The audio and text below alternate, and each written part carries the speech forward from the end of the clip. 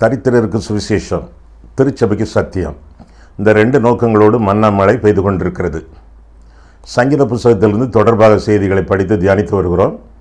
இந்த செய்திகளை நீங்கள் மகிமை டிவியிலே சனிக்கிழமை தோறும் ஞாயிற்றுக்கிழமை தோறும் மாலை 5 மணிக்கு நீங்கள் பார்க்கலாம். அனைத்து செய்திகள் யூடியூப்பில் இடம்பெறுகின்றன. ஒருவேளை நீங்கள் மகிமை டிவியிலே பார்ப்பதற்கு உங்களுக்கு நேரமில்லை என்றால் நீங்கள் யூடியூப்பில் போய் அந்த தொடர் செய்திகளை நீங்கள் பார்த்து கொள்ளலாம். அது மட்டுமின்றி வேதம் முழுவதற்கும், ஆதியாகமம் முதல் வெளிப்படுத்தும் விசேஷம் வரை வேதம் முழுவதற்கும் 66 நூல்களுக்கும் விளக்கவரை எழுதியிருக்கிறோம். 8 பாகங்களிலே இந்த விளக்கவரை நூல்கள் உங்களுக்கு கிடைக்கும். குறிப்பிட்ட தொலைபேசி எண்களிலே முகவரியிலே நீங்கள் தொடர்பு கொண்டு இந்த புஸ்தகங்களை நீங்கள் வாங்கிக் கொள்ளலாம். ஆண்டவர் உங்களை ஆசீர்வதிப்பாராக. இப்பொழுது நாம் செய்திக்கு செல்வோமா? 146ஆம் சங்கீதம். 146ஆம் சங்கீதத்திலிருந்து 150ஆம் சங்கீதம் வரை அல்லேலூயா கீதங்கள் என்று அழைக்கப்படுகின்றன. இந்த கடைசி 5 சங்கீதங்களிலும் அல்லேலூயா அல்லது கர்த்தரை துதியுங்கள் என்ற வார்த்தைகள் இடம்பெறுகின்றன. அல்லேலூயா என்ற வார்த்தைக்கு அர்த்தம், அல்லேல் என்றால் துதியுங்கள் என்ற அர்த்தம் அல்லது ஸ்தோத்திரம் என்பது பொருள். யா என்றால் யெகோவா, அல்லேலூயா என்றால் யெகோவாவை துதியுங்கள், கர்த்தரை துதியுங்கள் என்று அர்த்தம், அல்லது கர்த்தருக்கு ஸ்தோத்திரம் செலுத்துங்கள் என்பது பொருளாகும். இந்த 146ஆம் சங்கீதத்திலே ஆண்டவரை துதிக்கக்கூடிய அவசியத்தை, காரணத்தை குறித்து சங்கீதக்காரன் கற்பிப்பதாக நாம் பார்க்கிறோம். இந்த கடைசி 5 சங்கீதங்களும் அநாதை சங்கீதங்கள் என்று அழைக்கப்படுகின்றன. காரணம், இந்த சங்கீதங்களின் ஆசிரியர்கள் யார் என்று தெரியவில்லை. எனவே அநாதை சங்கீதங்கள் என்று அழைக்கப்படுகின்றன. ஆனால் எந்த ஒரு சங்கீதமும் அநாதை சங்கீதம் அல்ல. ஏனென்றால் வேத வாக்கியங்கள் எல்லாமே ஆவியானவரால் அருளப்பட்டிருப்பதினாலே இந்த கடைசி 5 சங்கீதங்களும் ஆவியானவருடைய சங்கீதங்கள் என்று சொல்வதே சால சிறந்த விளக்கமாக காணப்படுகிறது. எதற்காக ஆண்டவரை துதிக்க வேண்டும் என்ற கேள்விக்கு இந்த சங்கீதம் விடையை கொடுக்கிறது. ஆண்டவர் பேரில் உள்ள நம்பிக்கை, இன்னும் அனாவசியமான நம்பிக்கை, இன்னும் தகுதியான நம்பிக்கை, இன்னும் நம்முடைய வாழ்க்கை முழுவதும் நம்ப வேண்டிய நம்பிக்கை, நம்பிக்கையின் கீதம் என்று சொல்லி 146ஆம் சங்கீதம் அழைக்கப்படுகிறது. இதில் 4 விதமான நம்பிக்கைகளை குறித்து நாம் பார்க்கிறோம். முதல் 2 வசனங்களிலே தேவ நம்பிக்கை என்று வாசிக்கிறோம். 146ஆம் சங்கீதம் எடுத்துக்கொள்ளுங்கள். உங்கள் கையில் வேத புத்தகம் இருக்க வேண்டும். நான் வாசிக்கும் பொழுது இந்த வசனங்களை நீங்கள் பின்தொடர வேண்டும். அல்லேலூயா, என் ஆத்துமாவே கர்த்தரை துதி, நான் உயிரோடு இருக்கும் மட்டும் கர்த்தரை துதிப்பேன், நான் உள்ளளவும் என் தேவனை கீர்த்தனம் பண்ணுவேன் என்று சொல்லி இந்த சங்கீதம் ஆரம்பிக்கிறது. ஆக முதலாவது உள்ள நம்பிக்கை தேவ நம்பிக்கை, தேவன் மேல் உள்ள நம்பிக்கை. என் ஆத்மாவே துதி என்று சொல்லி முதலாவது வசனம் சொல்லுகிறது. நம்முடைய ஆத்மா முக்கியமானது. மனுஷனை ஆண்டவர் படைத்து தன்னுடைய சுவாசத்தை அவனிலே ஊதி ஜீவாத்மாவாக மனிதன் மாறினான் என்று சொல்லி வேதத்திலே வாசிக்கிறோம். நம்முடைய ஆத்மா ஆண்டவருடைய சமூகத்தில் ஒரு நாளிலே திரும்பி செல்ல வேண்டும். அதுவரை கரை திரைப்படாமல் நம்முடைய ஆத்மாவை கர்த்தருக்குள்ளாக காத்துக்கொள்ள வேண்டியது நம்முடைய கடமையாகும். ஆத்மாவே துதி. 103ஆம் சங்கீதம் முதல் 2 வசனங்கள் இந்த வாக்கியத்தை எதிரொலிக்கின்றன. என் ஆத்மாவை கர்த்தரை ஸ்தோத்திரி, என் முழு உள்ளமே அவருடைய பரிசுத்த நாமத்தை ஸ்தோத்திரி, என் ஆத்மாவை கர்த்தரை ஸ்தோத்திரி, அவர் செய்த சகல உபகாரங்களையும் மறவாதே. நம்முடைய ஆத்மா ஆண்டவரை துதிக்க வேண்டும். எப்படி? நம்முடைய ஆத்மா ரட்சிக்கப்பட்டால், பாவங்கள் மன்னிக்கப்பட்டால் தான் நாம் தேவனை உண்மையாக உத்தமமாக துதிக்க முடியும். ஆமாம், உங்கள் பாவங்கள் மன்னிக்கப்பட்ட நிச்சயம் உங்களுக்கு உண்டா? நீங்கள் ரட்சிக்கப்பட்டிருக்கிறீர்களா? ஆத்மாவோடும் முழு உள்ளத்தோடும் முழு இருதயத்தோடும் ஆண்டவரை துதிக்கக்கூடிய தகுதி உங்களிடத்தில் காணப்படுகிறதா? எப்படி அந்த தகுதி உண்டாகும் என்றால், நம்முடைய பாவங்களிலிருந்து, பாவ பழக்க வழக்கங்களிலிருந்து மனதிரும்பி இயேசு கிறிஸ்துவை இருதயத்தில் சொந்த இரட்சகராக ஏற்றுக்கொள்ளும் பொழுது நம்முடைய ஆத்மா ரட்சிக்கப்படுகிறது. நம்முடைய பெயர் ஜீவ புஸ்தகத்திலே எழுதப்படுகிறது. நித்திய ஜீவனை இந்த உலகத்திலே பெற்று ஒரு நாளிலே நித்திய ஜீவனுக்குள் நாம் பிரவேசிக்க போகிறோம். நித்திய ஜீவன் என்றால் இயேசு. நித்திய ஜீவன் என்றால் வரும் நாட்களிலே நாம் பிரவேசிக்க போகிற ஒரு இடம். இயேசுவாகவும் இடமாகவும் நித்திய ஜீவன் வேதத்திலே விளக்கப்படுகிறது. சரி, பாவங்கள் மன்னிக்கப்பட்டவர்கள் மட்டுமே அவர்களுடைய ஆத்மா ஆண்டவரை துதிப்பதற்கு தகுதி பெற்றவர்கள் என்று சொல்லி வேதத்திலிருந்து நாம் விளங்கிக் கொள்கிறோம். இந்த துதியை சங்கீதக்காரன் எப்படி செலுத்துகிறானாம்? உயிரோடு இருக்கும் வரை என்று 2ஆம் வசனத்திலே, உள்ளளவும் என்று சொல்லி 2வது வசனத்திலே. ஆக ஆண்டவரை துதிப்பது என்பது வாழ்நாள் பிரதிஷ்டை, வாழ்நாள் பிரதிக்னை என்று சொல்லி இந்த வசனங்களிலிருந்து நாம் வாசிக்கலாம். ஆயுள்தோறும் ஆண்டவரை துதித்து மகிமைப்படுத்த வேண்டியது நம்முடைய கடமையாகும். இந்த துதி செலுத்தக்கூடிய வாழ்க்கை நம்முடைய விசுவாச வாழ்க்கையாக வாழ்க்கை முழுவதும் அமையும். சரீரம் வாழ்வதற்கு தேவை சுவாசம், ஆத்மா வாழ்வதற்கு தேவை முன்னால் ஒரு வி சுவாசம், விசுவாசம். விசுவாசத்தினாலே நீதிமான் பிழைப்பான். விசுவாசமின்றி தேவனுக்கு பிரியமாக இருப்பது கூடாத காரியம். விசுவாசித்தால் தேவனுடைய மகிமையை காண்பாய். விசுவாசத்தினால் வராது யாவும் பாவமே. இதெல்லாம் வேதத்தின் விளக்கமாக இருக்கிறது. விசுவாசம் என்பது நம்பப்படுகிறவைகளின் உறுதி, காணப்படாதவைகளின் நிச்சயம் என்று சொல்லி எபிரேயர் 11ஆம் அதிகாரம் 1ஆம் வசனத்திலே நாம் வாசிக்கிறோம். ஆக முதலாவதாக தேவ நம்பிக்கை, தேவனை பற்றும் நம்பிக்கை என்று சொல்லி முதலாவதாக பார்க்கிறோம். 4 விதமான நம்பிக்கைகளை பார்க்க போகிறோம் இந்த சங்கீதத்திலிருந்து. 2வதாக தவறான நம்பிக்கை. முதலாவதாக தேவ நம்பிக்கை, 2வதாக தவறான நம்பிக்கை. நம்மிடத்தில் நம்பிக்கைகள் உண்டு, ஆனால் தவறானவை. எப்படி? 3ஆம் 4ஆம் வசனங்களை பாருங்கள். பிரபுக்களையும் ரட்சிக்க திராணி இல்லாத மனுபுத்திரனையும் நம்பாதையுங்கள். சரியா? அடுத்த வசனம் பாருங்கள். அவனுடைய ஆவி பிரியும், அவன் தன் மண்ணுக்கு திரும்புவான், அந்நாளில் அவன் யோசனைகள் அழிந்து போம் என்று சொல்லி வேதத்தில் நான் வாசிக்கிறோம். ஆக முதலாவதாக தேவ நம்பிக்கை, 2வதாக தவறான நம்பிக்கை.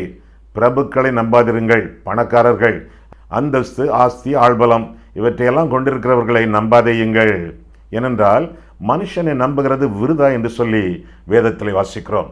மனுஷன் மேல் நம்பிக்கை வைத்து மாம்சத்தை புதிய பலனாக ஆக்கிக் கொள்ளக்கூடிய மனுஷன் சபிக்கப்பட்டவன் என்று சொல்லி எரேமியா 17ஆம் அதிகாரத்தில் 5ஆம் வசனம் முதலாக நான் பார்க்கிறோம். நாசியிலே சுவாசமுள்ள மனுஷன் எவனாக இருந்தாலும், எவராக இருந்தாலும், எவளாக இருந்தாலும் நம்பக்கூடாது என்று சொல்லி வேதம் நமக்கு கற்றுக் கொடுக்கிறது. என்ன காரணம்? அவர்களுக்கு திராணி இல்லை. அவர்கள் ஒரு காலத்தில் இறந்து போவார்கள், நிலையற்றவர்கள். அவர்களை நம்பவே கூடாது. பொதுமக்களை மட்டுமல்ல, ஆண்டோடைய ஊழியக்காரர்களை கூட நம்பக்கூடாது. ஏனென்றால் அவர்கள் மனிதர்கள் தானே. சிலரை சில காலம் சில விஷயத்தில் நம்பலாம், ஆனால் முற்றிலும் அவர்களை சார்ந்து வாழ்வது தப்பு. தேவனை மட்டுமே நம்பி வாழ வேண்டியது நம்முடைய கடமை என்று சொல்லி வேதம் நமக்கு கற்றுக் கொடுக்கிறது. எந்த ஊழியக்காரனையும் வேதத்திலே ஆண்டவராக இயேசு கிறிஸ்து, அவரை தவிர எல்லாருமே மனுபுத்திரர், எல்லாருமே பாவத்திற்கு கீழாக விற்கப்பட்டு போனவர்கள், எல்லாரும் ஏதாவது ஒரு காரியத்தில், 2 காரியத்தில் அல்லது பல காரியத்தில் தவறி விழுந்திருப்பதாக நான் வேதத்தில் நான் வாசிக்கிறோம். எனவே ஊழியக்காரனும் மனுஷன்தானே. எனவே நம்பக்கூடாது. கர்த்தரே சார்ந்து ஜெபிக்க வேண்டும். கடவுளுடைய இடத்திலே ஊழியக்காரனை வைத்து ஹீரோ வர்ஷிப் பண்ணக்கூடாது. தலைவன் வணக்கம் பண்ணக்கூடாது. இவர் கர்த்தருடைய பிரதிநிதி, இவர் ஆண்டவரை கண்டவர், இவர் ஆண்டவரோடு உரையாடுகிறவர், உறவாடுகிறவர், ஆண்டவர் உகந்த பிள்ளை. ஆஹா, அப்படியெல்லாம் எண்ணி பற்றுறுதி கொள்ளக்கூடாது. சற்றே விலகி கர்த்தர் மேல் நம்பிக்கையோடு நாம் ஜீவிப்பது முக்கியம். ஊழியக்காரர்கள் நமக்கு ஜெபிப்பது நல்லது. அதனாலே நமக்கு விசுவாசத்தில் உறுதி உண்டு, அவர்களிடத்தில் நமக்கு ஐக்கியம் உண்டு, நம்முடைய விசுவாசம் கூட கொஞ்சம் வளர்வதற்கு வாய்ப்பு உண்டு. ஆனாலும் நாம் நேரடியாக கர்த்தரை நோக்கி ஜெபிக்க வேண்டும். ஏனென்றால் நம்மை விட அவர்கள் உயர்ந்தவர்கள் அல்ல, அவர்களை விட நாம் உயர்ந்தவர்கள் அல்ல. ஆண்டவர் எல்லாரையும் சராசரியாக சமமாக படைத்திருக்கிறார். எல்லாருக்கும் அவருடைய சுவாசம், எல்லாருக்கும் அவருடைய இரத்தம், எல்லாருக்கும் அவருடைய சாயல், எல்லாருக்கும் அவருடைய ஜீவன். சரி சமமாக ஆண்டவர் நம்மை படைத்து தம்முடைய பிள்ளைகளாக மாற்றி, என்னோடு நீ அன்புறவு கொள், என்னை நோக்கி பார், பிழைப்பாய், பிரகாசம் அடைவாய் என்று சொல்லி தம்மோடு தம்முடைய ஜனம் ஒட்டி உறவாடி வாழ கர்த்தர் விரும்புகிறார் என்பதை கற்றுக்கொள்ள வேண்டும். ஒரு குருடன் தெருவில் நடந்து சென்றால் அவன் தன்னுடைய கண்களை நம்ப முடியாது. அவனுக்கு ஒரு கோல் தேவை அல்லது இன்னொருத்தருடைய தோள் தேவை. 2ஐயும் சார்ந்துதான் அவன் நடக்க வேண்டும். இன்றைக்கு அநேக கிறிஸ்தவ குருடர்களை திருச்சபைகளிலே பார்க்கிறோம். நான் ஜெபித்தால் நடக்காது, நான் ஒரு ஆவிக்குரிய குருடன், நான் மனம் திரும்பவில்லை, மனம் திரும்பவும் மாட்டேன், எனவே என் ஜெபத்திற்கு கர்த்தர் பலன் கொடார், எனவே நான் இவரை நாடி ஜெபிப்பேன், அவருக்கு ஃபோன் பண்ணுவேன், இவருக்கு கடிதம் எழுதுவேன், இவரிடத்தில் போய் என் தலையை கொடுப்பேன். ஆஹா, அது தப்பு. அது சார்ந்து வாழக்கூடிய ஜீவியம். அது ஒரு பிச்சைக்காரத்தனமான விசுவாசம் என்று கூட நாம் சொல்லலாம். அடுத்தவர்களுடைய விசுவாசத்தின் அடிப்படையிலே நம்முடைய வாழ்க்கை அமைத்துக் கொள்வது குருட்டாட்டமான நம்பிக்கை, குருட்டாட்டமான விசுவாசம்.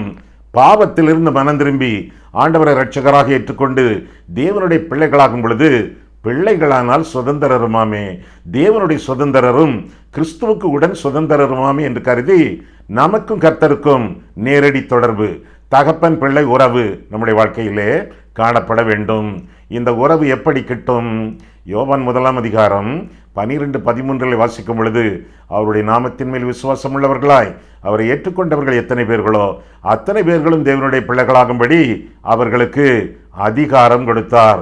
இந்த அதிகாரத்தை கையில் வைத்துக்கொண்டு ஆண்டவரோடு உறவாடும் பொழுது ஆண்டவர் சித்தமான நன்மைகளை எல்லாம் நாம் சொந்தமாக அனுபவிப்போம். எனவே தவறான நம்பிக்கைகள் கூடாது.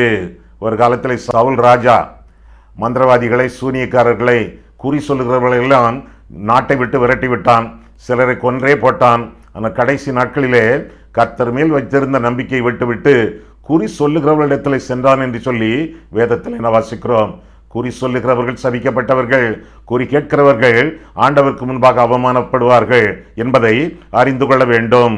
அது மட்டுமல்ல, பொன்னிலோ பொருளிலோ நமக்கு கொடுக்கப்பட்ட வேலையிலோ வியாபாரத்திலோ நம்பிக்கையின்றி கர்த்தர் மேலேயே நம்பிக்கை கொண்டு வாழ வேண்டியது நம்முடைய கடமை என்று சொல்லி வேதத்திலே வாசிக்கிறோம். யோபு 31 பொன்னிலோ பொருளிலோ நம்முடைய கண்கள் பதியக்கூடாது. பறந்து செல்லும் பொருள் மேல் உன் கண்களை பறக்க விடுவானேன். 2 பொருட்கள். ஒன்று பறந்து செல்லும் பொருள், இந்த உலகத்தில் உள்ள பணம் பொருள். இன்னொன்று பரம்பொருள், ஆண்டவராகிய தெய்வம். பறந்து செல்லும் பொருள் மேல் உன் கண்களை பறக்க விடாமல் பரம்பொருளாகிய ஆண்டவராகிய இயேசு கிறிஸ்துவின் மேலே பற்றுறுதி கொண்டு வாழ வேண்டியது நம்முடைய கடமை என்று சொல்லி வேதம் கற்றுக் கொடுக்கிறது. ஆக தவறான நம்பிக்கைகள் எல்லாவற்றையும் நாம் ஒழித்து விட வேண்டும் என்று சொல்லி வேதம் நமக்கு கற்றுக் கொடுக்கிறது. அது மட்டுமல்ல, ஒரு மனுஷனை குறித்து நாம் வேதத்தில் நாம் வாசிக்கிறோம். அவனை லூக்கா 12 நாம் சந்திக்கிறோம். லூக்கா 12 எடுத்துக்கொள்ளுங்கள். அந்த 12 ஒரு மனுஷன் தன் நம்பிக்கையோடு தன்னுடைய ஆஸ்தியின் மேலே, அந்தஸ்தின் மேலே நம்பிக்கை வைத்து ஜெபிப்பதாக, ஒரு சுருக்க ஜெபம் ஏறெடுப்பதாக. யாரிடத்தில்? தன்னிடத்தில், தன்னை நோக்கியே ஒரு சுருக்க ஜெபம் ஏறெடுப்பதாக வேதத்தில் வாசிக்கிறோம். லூக்கா 12 எடுத்தாச்சா? 15 முதல் பாருங்கள். பின்பு அவர் அவர்களை நோக்கி, பொருளாசையை குறித்து எச்சரிக்கையாயிருங்கள். ஏனெனில் ஒருவனுக்கு எவ்வளவு திரளான ஆஸ்தி இருந்தாலும் அது அவனுக்கு ஜீவனல்ல என்றார். அல்லாமலும் ஒரு உவமையை அவர்களுக்கு சொன்னார். ஐஸ்வர்யமுள்ள ஒருவனுடைய நிலம் நன்றாய் விளைந்தது. அப்ப என்ன சொல்றான்? தன்னை நோக்கி அவன் ஏறெடுக்கக்கூடிய ஒரு சுருக்க ஜபம். 17 முதல், அப்பொழுது அவன், நான் என்ன செய்வேன்? என் தானியங்களை சேர்த்து வைக்கிறதுக்கு இடமில்லையே. நான் ஒன்று செய்வேன், என் களஞ்சியங்களை இடித்து பெரிதாக கட்டி எனக்கு விளைந்த தானியத்தையும் என் பொருட்களையும் அங்கே சேர்த்து வைத்து, பின்பு ஆத்துமாவே, உனக்காக அநேக வருஷங்களுக்கு அநேகம் பொருட்கள் சேர்த்து வைக்கப்பட்டிருக்கிறது. நீ இளைப்பாரி புசித்து குடித்து பூரிப்பாய் இரு என்று என் ஆத்துமாவளை சொல்லுவேன் என்று தனக்குள்ளே சிந்தித்து சொல்லிக் கொண்டான். தனக்குள்ளே ஏறெடுத்த ஒரு ஜபம். 10 முறை தனக்காகவே அவன் பாரப்பட்ட ஜபம். என், எனது, எனக்காக, தனக்குள்ளே, உன் என்று சொல்லி தன்னையை நோக்கி அவன் ஏறெடுக்கக்கூடிய ஒரு சுருக்க ஜபம். உலகத்தில் இவனை புகழ்வார்கள். ஏனென்றால் சிந்தித்து செயல்படுகிறவன், திட்டங்கள் தீட்டுகிறவன், கட்டி எழுப்புகிறவன், கடைசி நாளுக்காக சேர்த்து வைக்கிறவன். வாழ்ந்தால் இவனைப் போலத்தான் வாழ வேண்டும். இவனைத்தான் நம்முடைய ஏரியாவிலே எம்எல்ஏயாக, எம்பியாக தேர்ந்தெடுக்க வேண்டும். இவன் ஒரு நம்பர் 1 ஞானி என்று சொல்லி உலகம் புகழும். ஆனால் ஆண்டவர் அந்த மனிதனை பார்த்து என்ன சொல்கிறார் பாருங்கள். 20 தேவனோ அவனை நோக்கி மதிகேடனே, தேவனோ அவனை நோக்கி முட்டாளே என்று சொல்வதாக இந்த வசனம் சொல்கிறது. தேவனோ அவனை நோக்கி மதிகேடனே, உன் ஆத்துமா உன்னிடத்திலிருந்து இந்த ராத்திரியில் எடுத்துக்கொள்ளப்படும், அப்பொழுது நீ சேகரித்தவைகள் யாருடையதாகும் என்றார் என்று சொல்லி வாசிக்கிறோம். உலகத்திலே ஒன்றையும் சேர்த்து வைக்காதவனை பார்த்து உலகம் முட்டாள் என்று சொல்கிறது. ஆனால் தேவநோக்கம் அறியாமல் சேர்த்து கொண்டே இருக்கிறவனை பார்த்து தேவன் முட்டாள் என்று சொல்கிறார். வேத முட்டாள் என்று சொல்கிறது. எப்பேற்பட்ட முட்டாள்களாக இந்த உலகத்தில் வாழ்ந்து கொண்டிருக்கிறோம். உலகம் முட்டாள் என்று சொன்னால் பரவாயில்லை, உன்னத தேவன் நம்மை முட்டாள் என்று சொல்லிவிடக்கூடாது.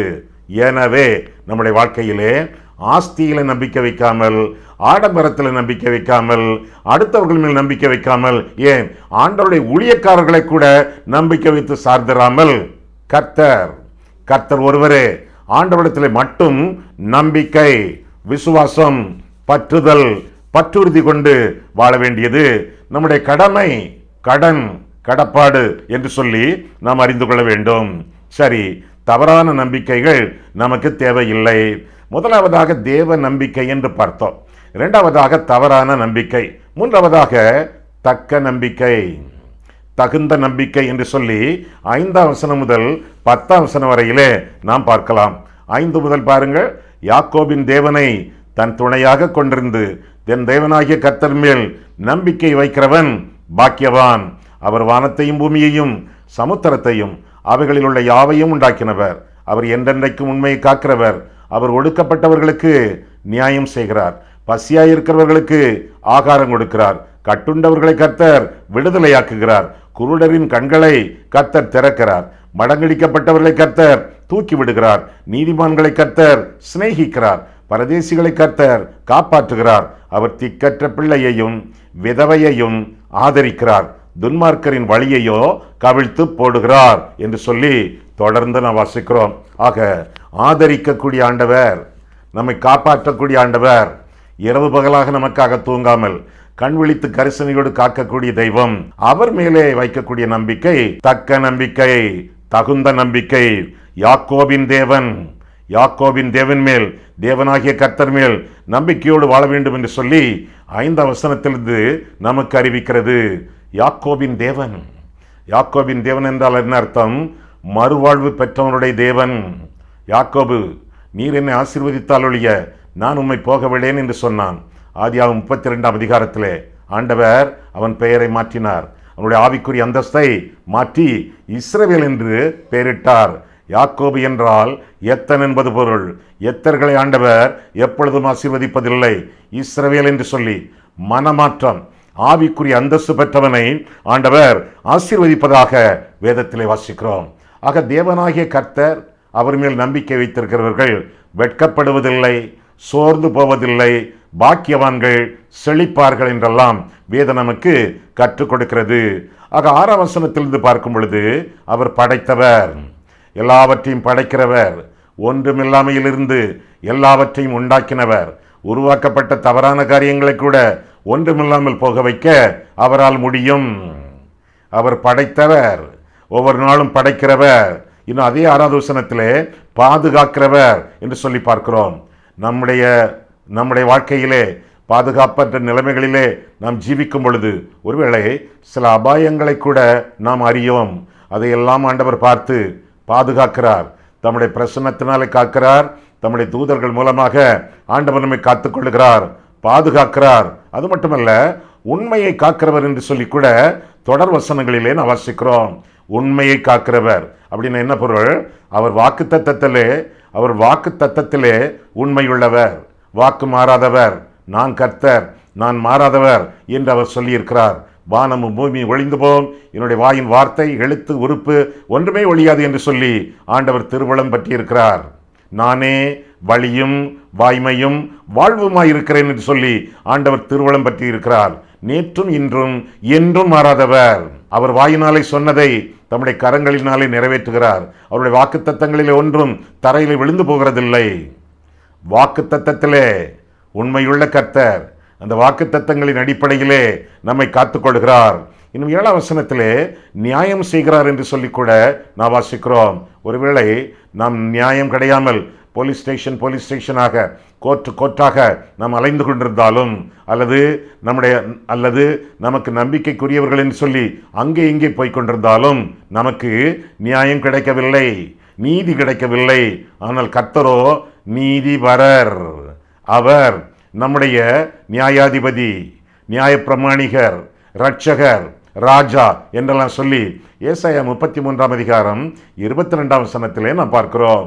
நம்முடைய நம்பிக்கைக்குரியவர், நாம் நம்பத்தக்கவர், இந்த நன்மைகளை எல்லாம் நமக்கு நல்கி நம்மை ஆதரிக்கக்கூடியவர், படைக்கிறவர், பாதுகாக்கிறவர், குறிப்பாக உண்மையை காக்கிறவர், அது மட்டுமல்ல ஆகாரம் கொடுக்கிறவர் என்று சொல்லியும் வேதத்திலே வாசிக்கிறோம். 7ஆம் வசனத்திலே ஆகாரம் கொடுக்கிறவர். பறவைகளுக்கு கூட, விலங்குகளுக்கு கூட ஆண்டவர் ஆகாரம் கொடுக்கிறவர். நமக்கு ஆகாரம் கொடுக்காமல் இருப்பாரா? தம்முடைய சொந்த குமாரன் என்றும் பாராமல் அவரையே நமக்காக தந்திருக்கும் பொழுது அவரோடு கூட மற்ற எல்லா நன்மைகளையும் அருளாதிருப்பது எப்படி என்று சொல்லி ரோமர் 8ஆம் அதிகாரத்தில் 32ஆம் வசனத்திலே நாம் காண்கிறோம். நன்மை செய்கிறவர், வனாந்தரத்திலே கூட மன்னாவை பொழிய பண்ணினவர் என்று சொல்லி வேதம் நமக்கு கற்றுக் கொடுக்கிறது. எதிர்பாராத சூழ்நிலையிலே கூட, ரொம்ப கஷ்டப்பட்ட வேளைகளிலே கூட, ஆகாரம் இல்லாமல் தவிக்கக்கூடிய சூழ்நிலையிலே கூட ஆண்டவர் கை திறக்கிறார், நம்மை காப்பாற்றுகிறார் என்று சொல்லி வேதம் நமக்கு தெளிவாக கற்றுக் கொடுக்கிறது. அது மட்டுமல்ல, விடுதலை ஆக்குகிறவர். எந்த சூழ்நிலையிலே கட்டுண்டிருந்தாலும் ஆண்டவர் விடுதலையை கொடுக்கிறார். தொழுமரத்திலே கட்டப்பட்டிருக்கிறார்களா? பவுலும் சீலாவும் ஆண்டவர் விடுதலை கொடுக்கிறார். சிறைச்சாலையிலே பேதுரு போடப்பட்டிருக்கிறானா? ஆண்டவர் விடுதலை கொடுக்கிறார். மீன் யோனாவை விழுங்கிவிட்டதா? கக்க வைக்கிறார், விடுதலை கொடுக்கிறார். எந்த சூழ்நிலையிலே நாம் இடர்பட்டு கிடந்தாலும் இயேசு நமக்கு விடுதலை கொடுக்க வல்லவராய் இருக்கிறார் என்று சொல்லி வேதம் நமக்கு கற்றுக் கொடுக்கிறது. இன்னும் 8ஆம் வசனத்திலே அவர் கண்களை திறக்கிறார், குருடருடைய கண்களை திறக்கிறார். குருடருடைய கண்களை ஆண்டவர் திறந்தார் என்று சொல்லி சுவிசேஷங்களிலே நாம் வாசிக்கிறோம். பிறவி குருடருடைய கண்களை கூட கர்த்தர் திறந்தார். காரணம், அந்த கண்களை படைத்தவர் அவர், படைக்கிறவர் அவர், புதிதாக படைக்கவிருக்கிறவரும் அவர். எந்த சூழ்நிலையில் இருந்தாலும், கண் தெரியாமல் கஷ்டப்படுகிறீர்களோ, பார்வை இல்லாமல் கஷ்டப்படுகிறீர்களோ, கர்த்தருடைய சமூகத்தில் வாருங்கள், ஆண்டவரே என் கண்களை திறந்தருளும் என்று சொல்லுங்கள். கர்த்தர் நிச்சயமாக கண்களை திறப்பார். ஒரு சமயத்தில் மோட்டார் பைக்கில் பம்பாயிலே ஒரு நண்பரோடு நான் சென்று கொண்டிருக்கிறேன். அந்த நண்பர் மோட்டார் சைக்கிளை ஓட்டி கொண்டிருக்கிறார். பின்னாலே நான் இருக்கிறேன், பின் சீட்டில் நான் இருக்கிறேன். வேகமாக போய்கொண்டிருக்கும் பொழுது நிறைய பூச்சிக்கூட்டம், ஒரு ஸ்வாம் ஆஃப் இன்செக்ட்ஸ், நிறைய பூச்சிக்கூட்டம் என் கண்களிலே விழுந்து விட்டன. அவர் ஹெல்மெட் அணிந்திருந்ததினாலே அவர் தப்பினார். என் கண்களில் விழுந்தவுடனே அங்கும் இங்குமாக 2 கண்களையும் தேய்த்தேன். இரத்தம், சட்டையில் இரத்தம். எனக்கு பார்வை இல்லை, பார்வை போய்விட்டது. அந்த நண்பரிடத்தில் சொன்னேன், வண்டியை ஓரமாக நிறுத்துங்கள், பூச்சிகள் என் கண்களில் விழுந்து விட்டன, என்னால் பார்க்க முடியவில்லை, கண் எரிகிறது, வலிகிறது, நிறுத்துங்கள் என்று சொன்னேன். உடனடியாக சைடில் வந்து அவர் வண்டியை நிறுத்தி, பிறகு தெரிந்த நண்பர்கள் போதகர்களுக்கு அங்கிருந்தே அவரை ஃபோன் பண்ண சொன்னேன். என் ஃபோனை கொடுத்து அவர்கள் சீக்கிரமாக வந்தார்கள். என்னை எடுத்துக்கொண்டு ஒரு பெரிய ஆஸ்பத்திரியில் கொண்டு அவர்கள் போட்டார்கள். கர்த்தருடைய கிருபை, ஆண்டவர் அவருடைய கிருபையினாலே அந்த டாக்டர்களுக்கு அதிக ஞானத்தை கொடுத்து, புத்தியை கொடுத்து, சில எந்திரங்கள் மூலமாக, மிஷின்ஸ் மூலமாக என் கண் பார்வையை கண்டுபிடித்து விட்டார்கள். ஆனால் என் கண்களோ திறக்கப்படவில்லை. 3 நாட்கள் ஆகின. அந்த பூச்சிகளுடைய இறகுகள், முட்கள், கால்கள், இதையெல்லாம் ஒவ்வொன்றாக என்னுடைய கண்களிலிருந்து பிடுங்கி எடுத்தார்கள். இனி இந்த கண்கள் வேலை செய்யாது என்று அவர்கள் சொன்னார்கள். உங்களுக்கு வேறு கண்கள் பொருத்தப்பட முடியும் என்று பெரிய மருத்துவர் சொன்னார். வேறு கண்கள் பொருத்துங்கள் என்று நான் சொன்னேன். அவர் சொன்னார், இது ஒரு கவர்மெண்ட் ஹாஸ்பிட்டல், நீங்கள் ஒரு பரம ஏழையாக இருந்தால் நீங்கள் 300 ரூபாய் கொடுத்தால் போதும். ஆனால் சாதாரண கண்கள் உங்களுக்கு வேண்டுமென்றால் ஒரு கண்ணுக்கு நீங்கள் 1500 ரூபாய் கொடுக்க வேண்டும். ஆனால் நீங்கள் நல்ல வசதி உள்ளவர்களாக இருந்தால் ஒரு கண்ணுக்கு 50,000 ரூபாய் ஆகும். அதுவும் லண்டனிலிருந்து பிளாஸ்டிக் கண்களை வரவழைக்க வேண்டும் என்று சொன்னார். நான் சொன்னேன், நான் ஆண்டவருடைய பிள்ளை, பெரிய பணக்காரன், அது 50,000 என்ன, லட்சமானாலும் பரவாயில்லை, 10 லட்சம் ஆனாலும் பரவாயில்லை, எனக்கு விசேஷமான கண்களை பொறுத்துக்கள் என்று சொன்னேன். 1 வாரம் 2 வாரம் கண்களை டயாலிசிஸ் பண்ணினார்கள், மருந்துகளை ஊற்றினார்கள், ஆபரேஷனுக்கு ஆயத்தப்படுத்தினார்கள். பிறகு லண்டனில் இருந்து கண்கள் வரவழைக்கப்பட்டன, கண்கள் பொருத்தப்பட்டன. அந்த கண்களால் உங்களை பார்த்து நான் பேசிக்கொண்டே இருக்கிறேன். கர்த்தர் கண்களை எவ்விதத்திலும் திறக்கிறார். ஒன்று அற்புதமாக திறக்கிறார், அல்லது மருத்துவ முறையின்படி திறக்கிறார், அல்லது கொஞ்ச நாள் கழித்து அவர் திறக்கிறார். திறப்பார் என்று சொன்னதுனாலே திறப்பார் என்பதை நிச்சயமாக நாம் விசுவாசிப்போம். உலக பிரகாரமான மாம்சீக கண்களை மட்டுமல்ல, நம்முடைய ஆவிக்குரிய கண்களை கூட ஆண்டவர் நம் வேதத்தை வாசிப்பதின் மூலமாக, தியானிப்பதின் மூலமாக கர்த்தர் திறக்கிறார். இன்னும் 8ஆம் வசனத்தில் பார்க்கிறோம், தூக்கி விடுகிறார். கடலிலிருந்து கர்த்தர் பேதுருவை எப்படி தூக்கி விட்டாரோ உளையான சேற்றிலிருந்து நம்மை தூக்கி ஆண்டவர் உன்னதத்தில் வைத்தாரே, அப்படி ஆண்டவர் தூக்கி விடுகிறார். அது மட்டுமல்ல, 8ஆம் வசனத்திலே நேசிக்கிறார். கர்த்தர் நம்மை நேசிப்பதினாலே தேவன் இவ்வளவாய் உலகத்தில் அன்பு கூர்ந்தார், உங்களிலே என்னிலே. அதனால்தான் இன்னும் உயிரோடு நாம் வைக்கப்பட்டிருக்கிறோம். இன்னும் நம்முடைய வாழ்க்கையிலே தமக்கு மகிமை, தம்முடைய மகிழ்ச்சி விளங்க வேண்டும் என்பதற்காக நம்மை உயிரோடு வைத்திருக்கிறார். நன்றியோடு, ஜாக்கிரதையோடு, ஆண்டவரே உம்முடைய மகிமை, உம்முடைய மகிழ்ச்சி இவற்றிற்காக வாழ்வேன் என்று சொல்லி ஆண்டவருக்கு நம்முடைய வாழ்க்கையை தத்தம் செய்ய வேண்டும். இன்னும் 9ஆம் வசனத்திலே காப்பாற்றுகிறார், இன்னும் 9வது வசனத்திலே காப்பாற்றுகிறார், ஆதரிக்கிறார் என்றெல்லாம் சொல்லி நாம் வேதத்திலே நாம் வாசிக்கிறோம். துன்மார்க்கரையோ ஆண்டவருக்கு எதிர்த்து நிற்கிறவர்களையோ ஆண்டவர் கவிழ்த்து போடுகிறார் என்று சொல்லியும் நாம் வேதத்திலே காண்கிறோம். ஆக முதலாவதாக தேவ நம்பிக்கை, இரண்டாவதாக தவறான நம்பிக்கை, மூன்றாவதாக தக்க நம்பிக்கை, நான்காவதாக தலைமுறை தோறும் நம்பிக்கை என்று சொல்லி கடைசி வசனத்திலே நான் பார்க்கிறோம். 10ஆம் வசனம் பாருங்கள்.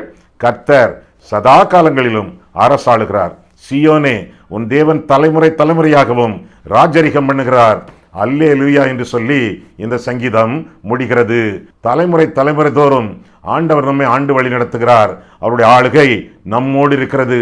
1000 தலைமுறை மட்டும் ஆண்டவர் நமக்கு இரக்கம் செய்கிறவராக காணப்படுகிறார் என்று சொல்லி வேதம் நமக்கு கற்றுக் கொடுக்கிறது.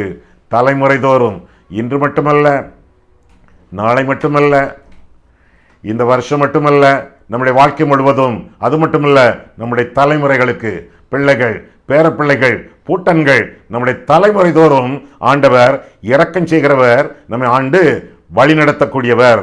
தலைமுறை தோறும் கர்த்தர் பேரில் பற்றுதலாக இருக்க வேண்டியது நம்முடைய கடமை என்று சொல்லி வேதத்தில் வாசிக்கிறோம். அவருடைய தொடர்பான ஆளுகை, அவருடைய நீடிய ஆளுகை நமக்கும் நம்முடைய தலைமுறைக்கும் சொந்தம் என்று சொல்லி வேதம் நமக்கு கற்றுக் கொடுக்கிறது.